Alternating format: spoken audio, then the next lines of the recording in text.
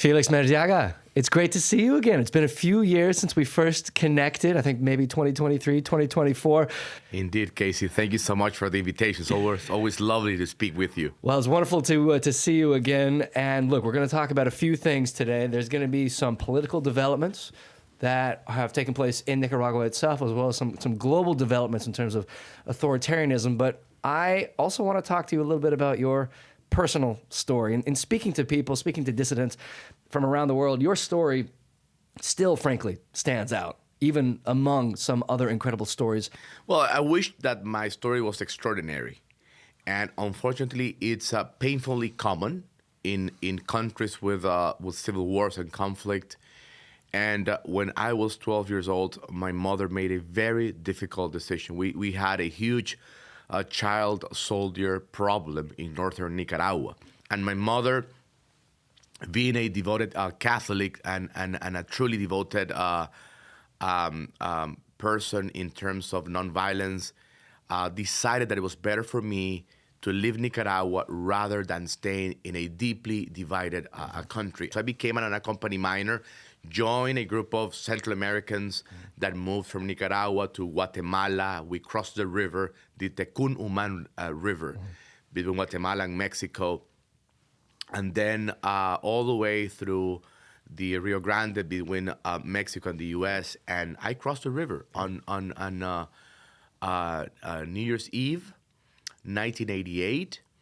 Voluntarily presented myself to the U.S. authorities. I was placed at a refugee center, and then some people found foster parents for me for the next 2 years. Yeah. So that was my childhood. And again, you were 12 years old when Yes. this was happening. It's not like you were a grown man, you weren't an Yes. adult, you were a child at this point, going on this journey. And again, you mentioned this was 1988 that this happened. Yes. So if we can just set a little bit more of the context, of course, Nicaragua's civil war has been ongoing.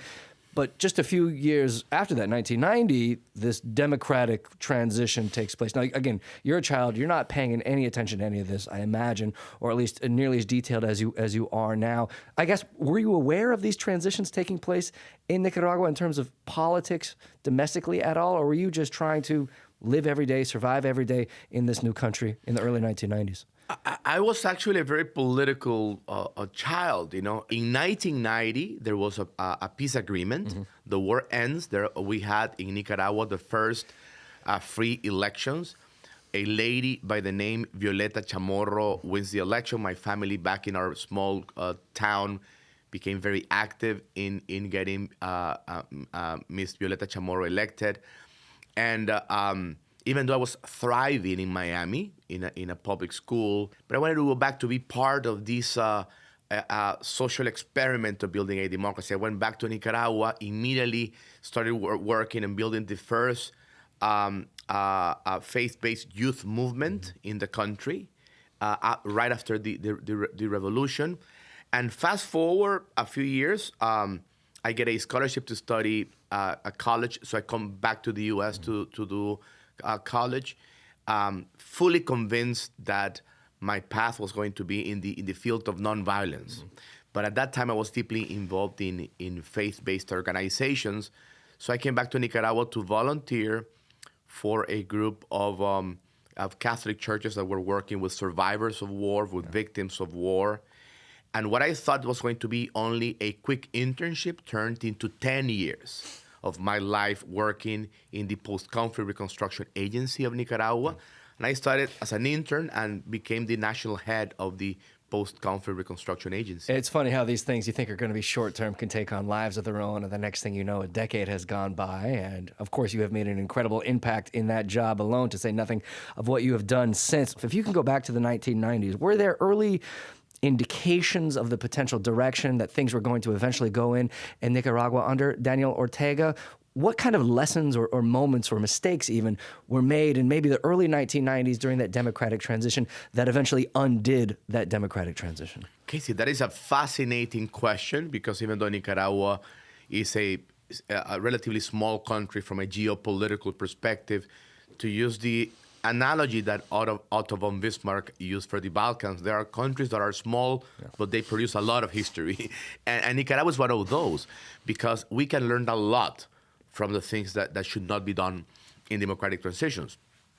Many Nicaraguans who were used to the incomplete welfare system of the Sandinista felt that democracy was not delivering. And I think that the Sandinistas quickly used that. So the first lesson learned is that democracy cannot be abstract.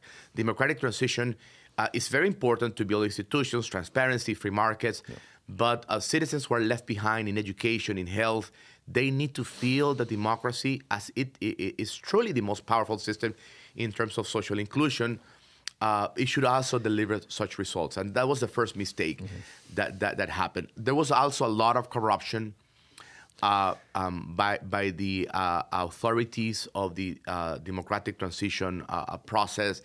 And when people have high expectations, because there's the end of war, it's a lot of hope, a lot of sacrifices, and you see politicians that are taking advantage of contracts and advantage of the new opportunities, but not being inclusive, that's a second problem. But there's a third one that I think is probably the most relevant in terms of international lessons. We were abandoned by the international community. There was the idea that Nicaragua was already a democracy. Right. We can turn the page. And Ortega quickly started working very, very openly, and there are books about this, with Gaddafi. Actually, Gaddafi immediately started to sponsor the rebuilding of the Sandinista machinery. This is Muammar Gaddafi out of Libya, who I think a lot of folks are familiar completely open. with. This is on the record. He gave a very famous interview when someone asked Ortega on a very interesting interview, one of the very few interviews in which he disclosed the sources of his money. And this journalist from a newspaper called La Prensa asked him, Commander Ortega, where do you get all the money to rebuild your political movement? And he says, I have a brother who supports me, and my brother is Muammar Gaddafi. Yeah, right. And in fact, just a footnote on this, when Gaddafi was killed and deposed and killed, his family moved to Nicaragua, and they're now based in Nicaragua. They're Nicaraguan citizens, and they're very influential. I didn't realize that. Oh, my God. So it's a very intimate contact, which leads me to a very important point that we mentioned this over and over again, and we'll touch this later, which is how deeply and how strong how are the connections, the support among autocratic regimes. They do have a sort of autocratic solidarity, if there's such a thing, right? And that's what happened in the 1990s. Right. So we'll talk a little bit more about the current state of affairs in that Nicaragua itself. I didn't realize the Gaddafi family has now been relocated to, of all places, Nicaragua. Again, that is an absolute case study in this kind of transnational linkages between authoritarian regimes, including those who are no longer in power itself. But let's get back to your story, your personal story for a little bit, because again, you are interested in politics, you are following developments, even though the international partners are no longer keeping the focus on Nicaraguan democracy. You, of course, are seeing what is taking place with Ortega, his allies, his broader movement. Was there a moment when you decide to run for president in 2021? Is there a moment that you can look to and say, this is now the direction that I am going in? And of course, it's a lifetime building up to this, but is there a single conversation or a single thing that has happened that led you in that specific direction? Well, I was in the U.S., Ortega starts quickly. Once in power, he comes back into power, January 2007. He starts to rebuild this autocratic system in a very, very sophisticated, methodical way. And the first things he does is that he's working with sectors of the Catholic Church and actually pushing quite conservative agendas. Number two, he's collaborating with the U.S. That was a good thing, particularly in anti-drug trafficking. And number third, he's collaborating with a certain crony capitalist, to put it in very direct terms. And no one was looking into us. So I started to basically raise the flag, writing about that. And I felt a sense of frustration that you would see people or hear people that I respected at the time saying, oh, Ortega is not the same, he has changed. So I went back to Nicaragua and started opening this school, the Civil Society Leadership Institute, to look into these issues, to write about these issues, and to train activists on these issues. And we became an immediate target. So my entrance into politics was not through a political party, was basically by trying to help the Nicaraguan civil society understand democratic erosion at a very early stage. Yeah, I was going to say, so this is maybe a theme that's emerging in this conversation, is that even though there are these authoritarian realities and developments and networks and, of course, figures like Ortega in Nicaragua, it just seems like time and again, the international community and maybe even partners in the United States are ignoring those very clear signs until, of course, now it is too late, or maybe it's not too late, but it has certainly been going on for years and years. Let's fast forward now to 2021 and your run for the presidency. How did that conversation go with your family when you told them that this was going to be the direction you go in? But that time it was almost inevitable. So fast forward to 2018, there was a massive protest against Ortega. Our school, our leadership school, had already been shut down. The university that collaborated with us had been acquired by the Nicaraguan military. And of course, once that happened, it was impossible for me to continue to do the trainings that we're doing. And our trainings in nonviolence had already become quite international. So I was doing a lot of international work with activists. I had already, built a sort of, reputation within the international ecosystem of activists, working with people like Sergei Popovich and so on. But as the old saying goes, no one is a prophet of his own land. And for some reason, I felt that the part of the Nicaraguan opposition was not getting any traction from the political space.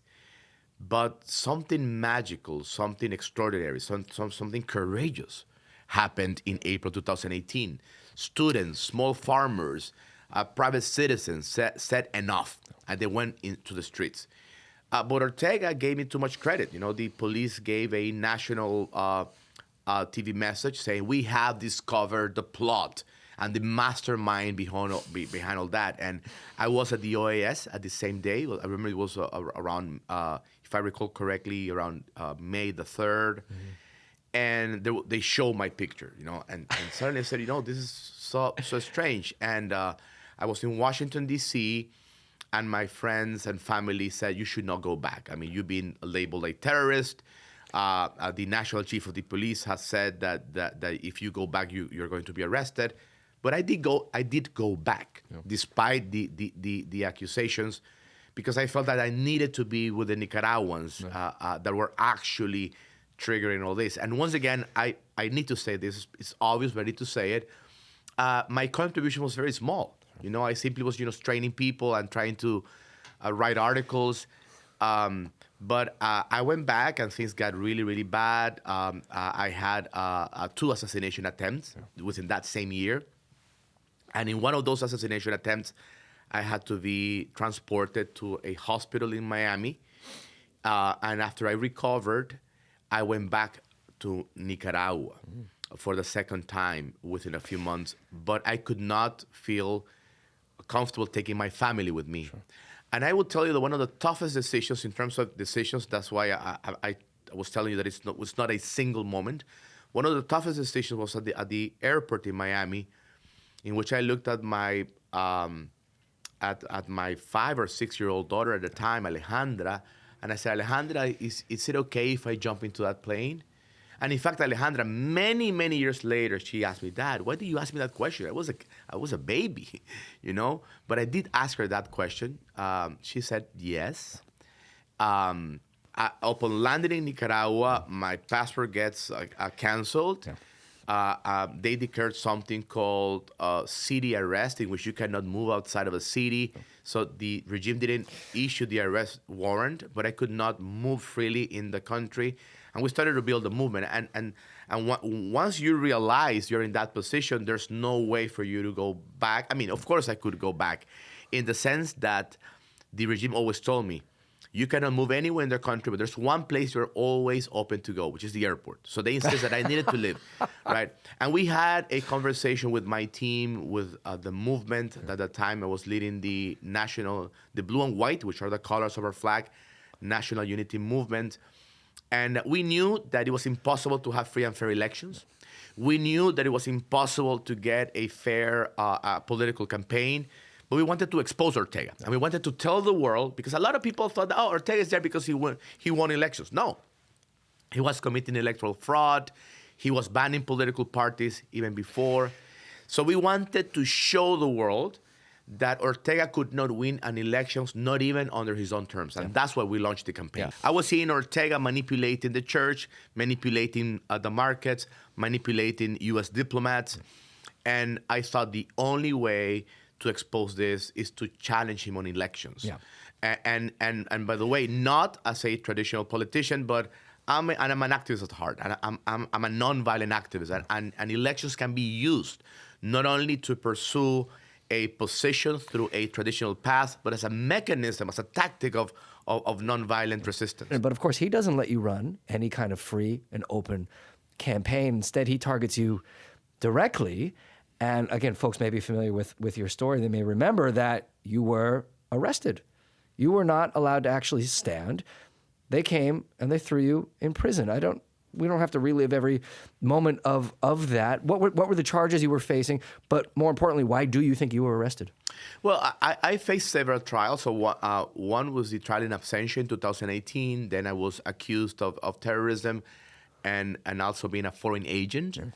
That was 2018, 2019. And finally, in 2021, they took me to a maximum security prison when we launched the campaign. When I was captured, and I remember the day, I was asked to go to the prosecutor's office. Mm-hmm. So I voluntarily presented myself, spent about, I would say, 7 hours responding ridiculous questions like, are you a CIA agent? Who pays for your campaign? Are you an American citizen? Mm-hmm. Because they always structured the accusation under the framework of a foreign agent. Sure, of course. I responded all the questions, and the streets were shut down. It was supposed to be a very quiet interview. And when I walked outside of that interview, there were hundreds of people that had that went against the police instructions. They were outside screaming support, and it was so inspiring. You know, the police tried to do what they call mob control. I was placed into a car, but I was not taken to the prison. Yeah. I was taken to sort of a kind of a the way I remember it, because it's all blurry, sort of a small forest, mm-hmm. or where they got me out of the car and basically tortured me. Yeah. It's very hard to speak about. I need to just work on that, you know. And then I was taken to a place that I can only say that my first idea, despite the fact that I had worked at that time, I had worked for 10 years with survivors of war. I ran the landmines programs for mm-hmm. Nicaragua, so worked with a lot of victims, worked for about a year with the UN. So my mind, in comparative terms, was, I would say, sort of prepared. Mm-hmm. Nothing prepares you for that. Yeah. But I'm giving you that background to tell you that my first thought when I looked into that windowless box, it cannot be even called a cell, completely naked. The first thing I noticed that there was no drinking water, no lights, nothing, is how can those places exist in modern times? Yeah. That's beyond medieval. 611 days you were there. Without, again, revisiting every single day, now we're a few years beyond. Is there something that you recall from that helped get you through this period? Is there some even moment that you can look back to when you realized, okay, I can get through this? Because for many people, looking at something like that, and of course how long it ended up being, they would have crumbled. They would have, in many ways, given up. And yet here we are talking years later, and you are still in this fight. You are still pushing forward, and you're still trying to help others who are in similar situations. Again, now that we're a little bit removed from that period in your life, what do you recall from that stands out to you? It's a roller coaster. So I remember the first few days, which were the toughest because I was isolated from other prisoners. Now I understand why, because they had...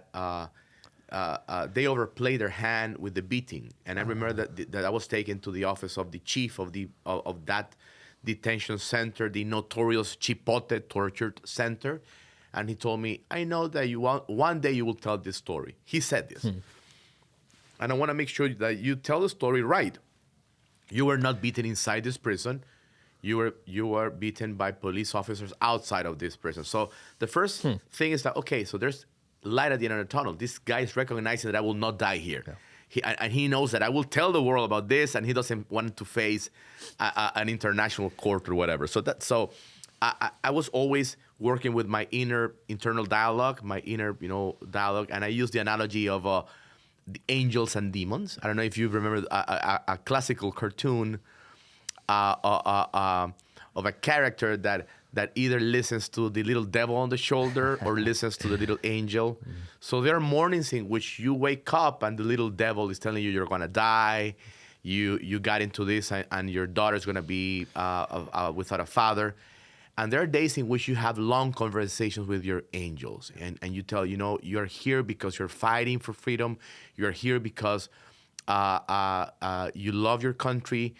And the most important part is do not allow yourself to hate, nor even those who torture you.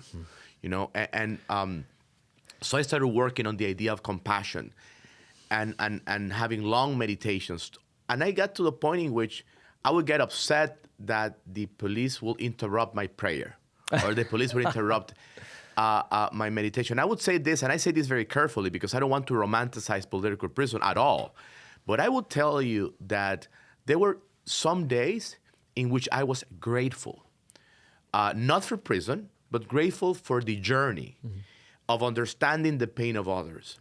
The journey, because I had been working with political prisoners for a year, but that time as an activist, as a trainer, as an educator with many international networks. So I was grateful of that journey because that journey truly moved my commitment to the next level. Yeah, of course. And then I was moved months later to another sector in which I could at least see other prisoners. I saw a lot of resilience. There were moments of pain when some political prisoner died. So a gentleman by the name Hugo Torres couldn't resist the conditions, and he died. That was one of the very low moments when you see your fellow prisoners dying because of torture, and the very long interrogations as well. But I remember, and I think I've never shared this publicly, and I apologize if this sounds a bit, corny or complicated. But I didn't. My only property was a towel, one pair of underwears, a little piece of hope, and a soap. And one day they allowed, the police allowed shampoo. I would not do a free commercial in your show here. It's okay. But it had the face of a young lady. And at that time I realized that I hadn't seen my daughter for many years at the time, right? So I started looking at the shampoo image of my daughter, and just imagine how is she playing right now? Is she okay? And they realized that something was happening. Then they just they took away the little picture of the shampoo, But the idea that I was going to see my daughter again and I was going to see my wife again became my strength. Yeah. 611 days you were there. Yes. What happened on the 612th? Well, it was around midnight. 3 weeks before, I had been moved to a new cell that had a shower. And I knew that something was going to happen. And one day, a police officer said, this is a civilian clothes, change, and come with us. So I was the first person in the block of the cell to be called, and suddenly I was moved to another section.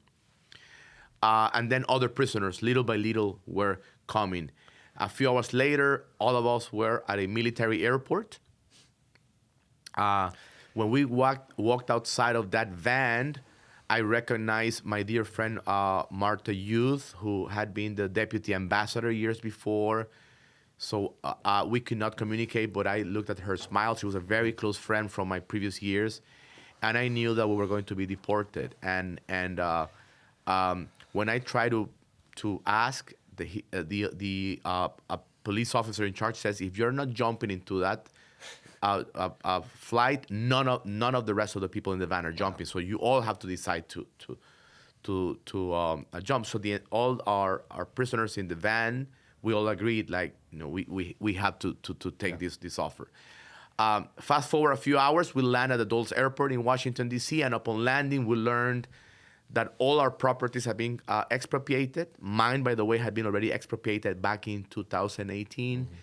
But more painfully and more importantly, our nationality had been removed, that we were stateless and we were declared traitors to the nation. And the U.S. welcomed us as on humanitarian grounds. I was going to say, I want to talk about the stateless moment or stateless reality in a moment, but I remember the first time I saw you speak was at the Oslo Freedom Forum a few years ago. And if I remember correctly, right before you spoke, there was a video of you, I believe, getting out of a car, and your wife and your daughter were there. We were talking about this a little bit before the conversation as well. And this reunion was taking place. Can you talk to us just for a moment about what that reunion was like? Did she look like the girl on the shampoo bottle, or was she maybe a little bit grown, a little bit older at that point? What was that like to see those two again? Well, first of all, she looked more beautiful, smarter, and she smelled much better than shampoo. We cried together, and we're great partners. The only thing that I'm just concerned is that she wants to be a human rights defender. Well, can you blame her? This is so Alejandra wants to be that. She says that she wants to work for human rights. But on that note, I need to say that the relentless work of my wife Berta Valle, not only for my liberation, but for the freedom of all political prisoners, is extraordinary. So she launched this campaign alongside family members of other political prisoners, and with the advice of Jared Genser, my international human rights lawyer. So the car you saw was Jared's car because he picked me at the airport. My wife was flying from Miami to Washington, and we reunited. We had not seen each other for almost 4 years. So if you add the time in house arrest plus the time in prison, it was close to 4 years. Okay. This was the reunion that you had with your family. This was a few years ago now. Here we are speaking in February of 2026. Ortega is still in power. His wife is still in power. The regime is still in power. And even for all the attention we have seen on what has taken place in Venezuela over the last few months and the removal of Nicolas Maduro, even though many elements of the regime still remain, even though all the attention that is now being paid to what's happening in Cuba with the lack of oil trade, with the ongoing blackouts, and with the regime there potentially on its last legs as well. It does still seem like Daniel Ortega is being overlooked, not only for the authoritarianism and the dictatorial nature of his regime in Nicaragua, but for the vector that he places for authoritarian influence in his relations with the Russias, the Chinas, the Irans, and of course the Cubas of the world as well. Why is it, how is it that for all the attention we have seen in Venezuela and in Cuba, Ortega is still overlooked in so many quarters as this authoritarian threat, both domestically as well as internationally? Well, there are many factors, and one is clearly a great ability to know how to push the envelope and how to move back. So clearly in 2018, he dropped the ball in the sense that the facade of institutions that he tried to protect completely collapsed. You need to see the Ortega dictatorship in three phases. So phase number one was when he came back into power, what I call the dictatorship 2.0. From 2007 to 2018, he was able to persuade the world that he was an autocrat, but not yet a dictator. This is the first warning from the rest of the world. Whenever there's an autocrat in power that is not respecting civil liberties, that is not respecting the free press, there's always a big chance that autocrat will eventually evolve into a fully closed society and a full dictatorship. So I think that we as activists, but also the rest of the world, needs to understand that the only way for a democracy to function is with freedom. There's no such freedom without democracy. Phase number two was the repression, the torture, massive arrest, the assassination of close to 500 Nicaraguan activists, many of them my friends. And now the third phase is a phase of de-escalation in which Ortega has been able to expel the totality of the Nicaraguan opposition, and he's trying to fly outside of the radar of the current U.S. administration. Right. And what we need to do as activists is to try to persuade not only the U.S. administration, but the rest of the world, that Ortega is deeply connected to what I used to call the axis of annoyance. There's no such thing as an isolated autocracy in Latin America. Venezuela and Cuba are deeply tied with Nicaragua. And the question is why? Well, I'll be very direct. We don't have oil. Nicaragua is a very poor country, one of the poorest in the hemisphere. But it's a problem for the U.S. and in the sense that Ortega is not only collaborating with the Russians, the Chinese, but also granting Nicaraguan pastors to the Iranians, working very closely to Hezbollah. And we hope that we can persuade the international community that we're not asking them to do our job as opposition. No, we are simply asking the international community to help us go back to Nicaragua, to pressure Ortega to allow us to go back. If I want to jump into a flight right now, all airlines are prohibited from taking me and my other colleagues to Nicaragua. So our ask is very simple. Yeah. Pressure Ortega to accept the democratic opposition, to go back so we can do what we do as pro-democracy activists inside the country. You just mentioned a moment ago not only the alliances, the opening, the relationship between Ortega and the Iranians, the Russians, the Chinese, the Venezuelans, et cetera, et cetera. You also mentioned some of the potential policy requests moving forward about what you would like to see from democratic countries outside. I'd like you to drill down on that for just a moment, because it's one thing to have you potentially return to Nicaragua, you and your democratic allies. What else can be done? What else should be done? Is it sanctions? You mentioned the trade agreement with the Americans just earlier in the conversation. What other specific requests in terms of policy outcomes moving forward to help weaken Ortega's grip on power and this dictatorship, potentially soon to be the last one in the Americas? What else is on the table? So I'll start by the first one. I think it's immoral that Ortega gets the benefits of a free trade agreement with the U.S. Mm-hmm. I'm not a fan of tariffs because I'm a free market person, but Ortega gets a better deal than many other U.S. allies. I think it's completely unreasonable that Ortega gets all the benefits from the free trade agreement. That's a very important pressure point. That's one.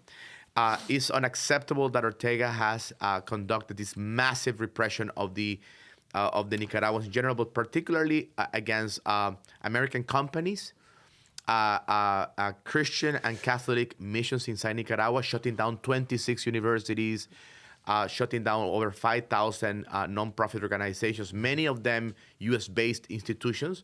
So I think that it's important for the U.S. to pressure Ortega, and the U.S. has all the tools through sanctions, through diplomacy, to do that. But also, it's important for us, and that's the work that we're doing as the Nicaraguan opposition, even from exile, to continue to support those in the ground. There's a silent, very courageous resistance inside Nicaragua that is willing to move into a democratic transition. But once again, as I said at the opening of this wonderful conversation, it's very little that you could do as an activist on the ground if you don't have democratic solidarity from abroad. Yeah. So we're not asking the Americans to be very open on this, to do the extraction that the administration did with Maduro. That's not our request. Yeah. Our request is to use the tools of diplomacy, the tools of sanctions to pressure Ortega for a democratic opening, for us to do the rest of the work. Yeah, and of course, Nicaragua is a completely different country than Venezuela. What may work in one country won't necessarily work in another. But you also mentioned a moment ago, Felix, this of course, democratic solidarity on the one hand, but earlier in the conversation, this reality of what can be isolation within the activist community and how important it is that those activists on the front lines don't feel that isolation. While we have a few moments remaining with you, and maybe on a more positive note than some of the things we've been talking about today, can you tell us about your work with the World Liberty Congress? What is WLC? What is its mission statement? How do you intersect with that? And how does that help bridge these gaps of what had been previous isolation between democratic movements? Where are things with this organization? Where are things going moving forward? So the World Liberty Congress is the largest network of pro-democracy movements around the world. We recently had our first election of new authorities because we had the three co-founders, Leopoldo Lopez, Masi Alinejad, and Gary Kasparov. and we just elected the new authorities. I'm humbled that I was elected as the new president. Our mission, we want to trigger a new wave of global democratization. We're having a wave of democratic erosion. We want to trigger a wave of global democratization, and we strongly believe that we cannot do that in isolation. In order for democracy to work, we need to work through democratic solidarity. That is solidarity that will bring not only activists, but scholars who understand the tactics and who do research on which are the pillars of autocracy and how to weaken those pillars. How do we bring a philanthropist that can support this democratic solidarity network, and how to work together with democratic allies around the world. So we have a strategy. We've been working very hard on a global framework that has very specific projects to support democratic initiatives around the world. I want to express my gratitude to one of our greatest partners, HRF. It's a great partner of the World Liberty Congress. Well, on behalf of the Human Rights Foundation, I know we are honored to be supporting you and the World Liberty Congress moving forward. Turning back to Nicaragua, maybe as a last question, how optimistic are you about the future of Nicaraguan democracy? And maybe are you more optimistic now, given some recent developments, than you were even just a few years ago? I'm a radical optimist. That's the only way to navigate this world today. So I'm a radical optimist, and as a child, I learned that you have to prepare for the worst and expect, good things. But as a radical optimist, as a man of faith, but more importantly, as someone that speaks with Nicaraguans every day, I have these disciplines. So every day, I have a set of calls with encrypted methods that I should not share here with Nicaraguans inside Nicaragua. We call it the umbilical cord project. Yeah. And what I hear from Nicaraguans is that they're ready for democracy, they're ready to take risks, they're well organized, but they need international democratic solidarity. We're ready for this transition. Félix Maradiaga, thank you so much for everything you do, and thank you for being here with us today. Thank you, Casey.